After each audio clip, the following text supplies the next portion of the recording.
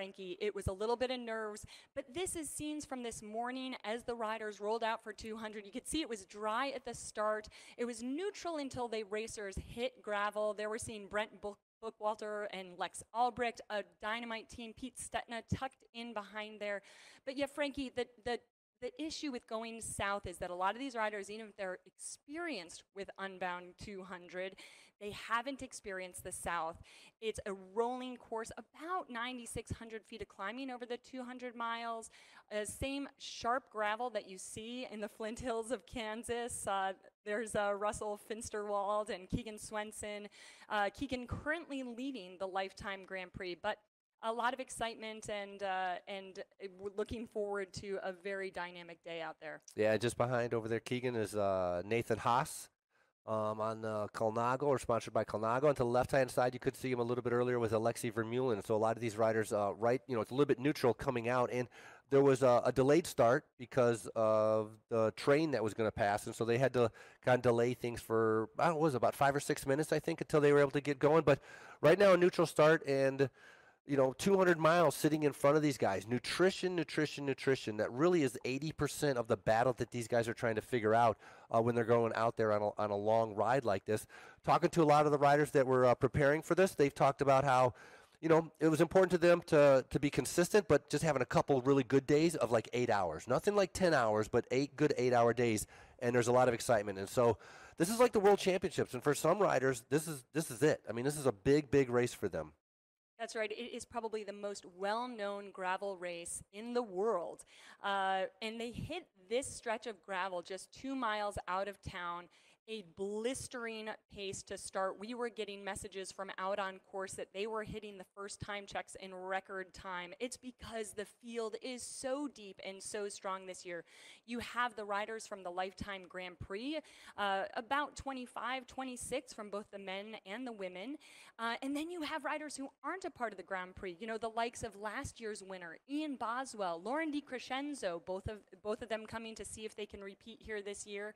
And Frankie, this gravel is sharp, but they are fully spread across the road, sometimes forced to ride into the grass to maintain position. Well, a lot of times once you have that position, you ease up because you're on the front row, and so they spread out across. So those front, 7, 8 guys across, they're going to ease up a little bit because they have the good position. Everybody else is where that fight for position, but it's a big, large group coming out. They were averaging about 25 miles an hour for that first hour, which is pretty fast considering you have to do 200 miles. But it's a tough course going south. And as I mentioned, they used it from 2016 to 2018. They're going to be covering about 200 miles. It's a hilly start. First checkpoints are on mile 80. Second checkpoint's around mile 165. There's 2 water stops at mile 41 and 119. And at those 2 water stops, there's no support crews allowed. At the other stops, support crews are not only allowed, support crews are mandatory. Every rider that's riding in the 200 has to have a support crew out there to be able to help them. And so with a couple checkpoints, a couple water crossings, some course deviations, right? We had to go around to be able to change the course because of all the rain leading up to today to be able to make it safer. But you can see a huge group, 2 lines, trying to be able to pick their line, and of course not trying to get a flat, like going off onto the left-hand side to ride in those sharp rocks. The worst way you can start your day is by getting a puncture in the first 20 miles. Yeah, the prime spot to be on the to be able to change the course because of all the rain leading up to today to be able to make it safer. But you can see a huge group, 2 lines, trying to be able to pick their line, and of course not trying to get a flat, like going off onto the left-hand side to ride in those sharp rocks. The worst way you can start your day is by getting a puncture in the first 20 miles. Yeah, the prime spot to be on these roads is really in the tire tracks. I mean, yes, you can ride a little to the right, left, or center, but when you can pick your line, you really want to stay on the tire tracks. I think we can see Pete Stetina there controlling pace on the front.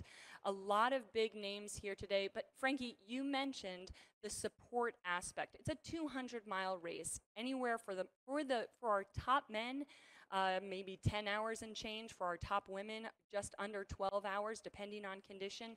There are 4 places where you can get support. So at mile 41, it's a water oasis. I think most of the front of the field will roll right by that.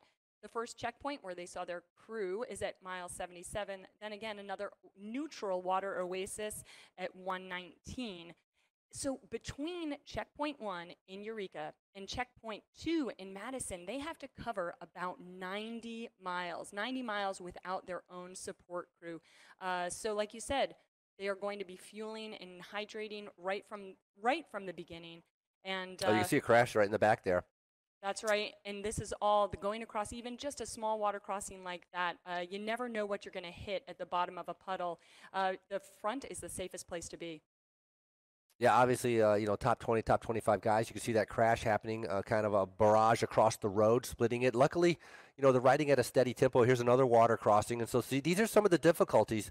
It's not just about the Teeter climb, the Canyon Hill climb, the Judge Hill climb, or the Texaco Hill climb. There's a lot of other factors with the water crossings, double track, trying to avoid the sharp rocks. As you can see, a large group starting to separate themselves off the front here. 6 a.m., temperatures were about 60 degrees.